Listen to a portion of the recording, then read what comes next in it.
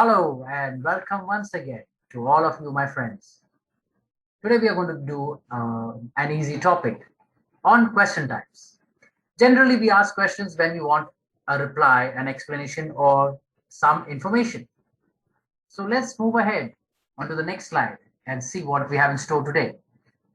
There are two ways in which we ask questions. There's non-verbal and verbal. Non-verbal is when we do not need any information but only a yes or a no. It can be done by just nodding your head up and down or sideways. Sideways to say no and up and down to say yes.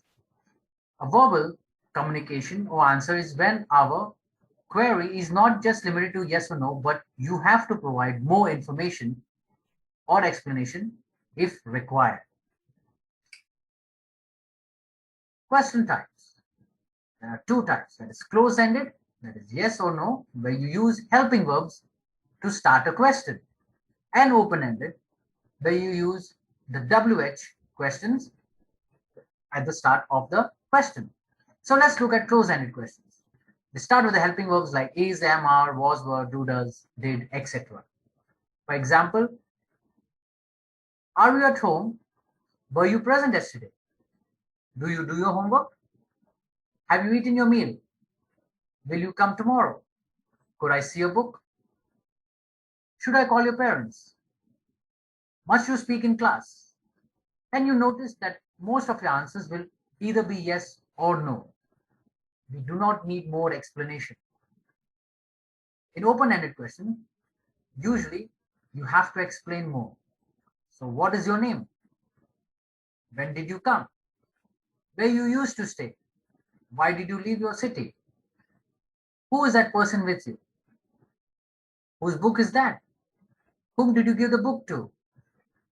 How do you know my name? And how many times have I told you not to talk? So these are the two types of questions. Let's move ahead. Let's understand Q1 questions.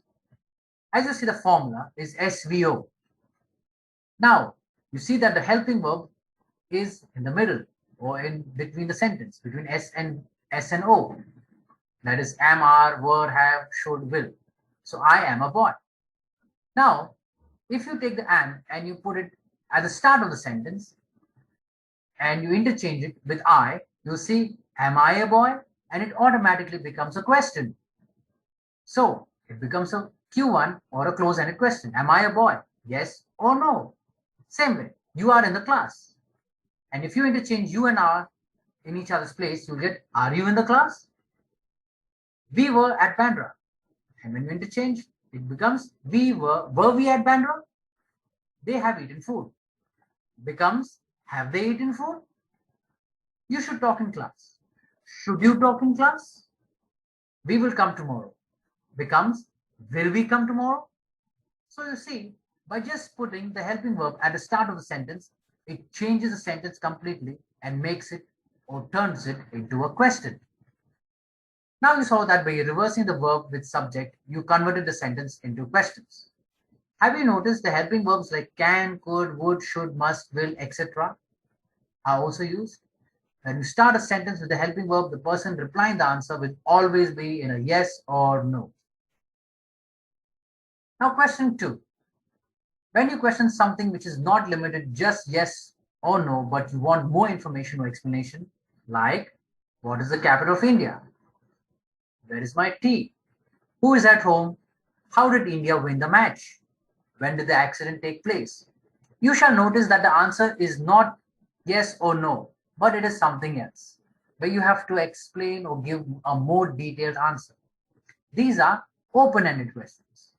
So let us exercise. Do you see these questions over here? Can you answer them? Try to answer these questions before you go on to the next slide and be true to yourself. You can pause before you go, you can go back and then you can come to the next screen to see the answers. So I wish you all the very best and keep practicing. And for more details, please subscribe to this channel and keep learning and keep practicing.